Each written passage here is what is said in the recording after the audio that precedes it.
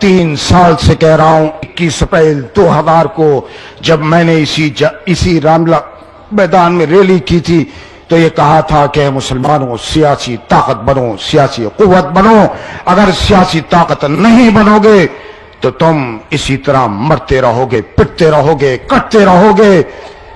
تم تو وہ قوم ہو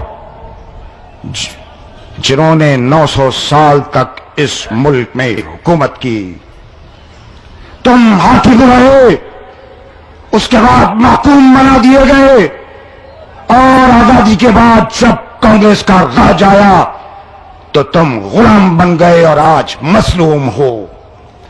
اور اس مظلومی سے، اس محرومی سے اگر تم کو نکلنا ہے تو اے مسلمانوں اپنے اندر اتحاد کے ساتھ سیاسی قوت پیدا کرو۔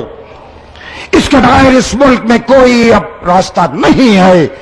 جب مسلمانوں کو سیاسی قوت بننے کی بات آتی ہے، سیاسی پارٹی بننے کی بات آتی ہے تو کہا جاتا ہے کہ نہیں، سیاسی پارٹی بنے گی تو انقلاب آ جائے گا ملک میں، یہ مت کرو۔ تو مسلمان تو انقلاب لانے کے لیے پیدا ہوا ہے، اور ایک انقلاب اس ملک میں انشاءاللہ یہ مسلمان لے کر آئے گا۔ یادوں کی پارٹی بنے تو کچھ نہیں، اکالیوں کی پارٹی بنے تو کچھ نہیں، اجیت سنگھ پارٹی بنائے تو کچھ نہیں، دلتوں کی پارٹی ہو تو کچھ نہیں، مسلمانوں کی پارٹی بنے گی تو انقلاب آ جائے گا، اور انشاءاللہ انقلاب آئے گا۔ لیکن پارٹی وہ ہوگی جس میں فیصلہ دلت نہیں کریں گے، جس میں فیصلہ یادو نہیں کریں گے، جس میں فیصلہ کرنے کا اختیار کسی اور کو نہیں ہوگا۔ فیصلے کا اختیار صرف اور صرف مسلمانوں کو ہوگا۔ میں ایسی پارٹی اگر بنتی ہے تو اس کی مکمل حمایت کرنے کے لیے تیار ہوں۔ ہاں، تمہیں ووٹ لو، تمہیں اگر الیکشن لڑنا ہے لڑو، ہم تمہاری حمایت کریں گے جہاں ضرورت ہوگی، لیکن تمہاری رہنمائی ہم کو منظور نہیں ہے۔ اور اگر کوئی سیاسی طاقت ساتھ آتی ہے تو آئے، نہیں تو مسلمانی انشاءاللہ اکیلا چلا ہے، اور یہ قافلہ بڑھتا رہے گا، بڑھتا رہے گا، بڑھتا رہے گا، اور جب تک کامیابی کی منزل تک نہیں پہنچے گا اس قافلے کو کوئی نہیں روک پائے گا۔ ہمارا اعتماد تمام سیکولر جماعتوں پر سے اٹھ چکا، اب کسی پر اعتماد نہیں رہا۔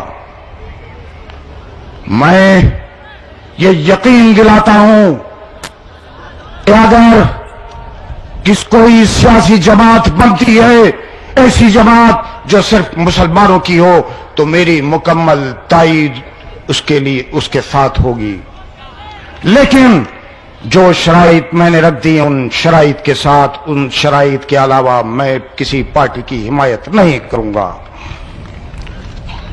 اور یاد رکھو اے مسلمانوں کے قاتلوں، تم مسلمانوں کے بیچ جب ووٹ لینے کے لیے جاؤ گے تو یہ مسلمان تم سے حساب مانگے گا، تم کو حساب دینا ہوگا۔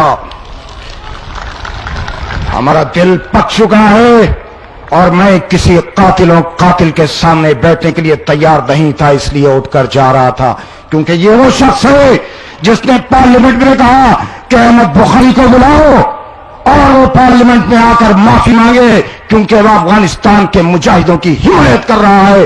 میں ببانگ اس شخص کے سامنے کہتا ہوں کہ ہاں، میں طالبان کا حامی ہوں، افغانستان کا حامی ہوں، اور اگر تم میں ہمت ہے تو احمد بخاری کو روک کر دکھاؤ۔ ہماری تاریخ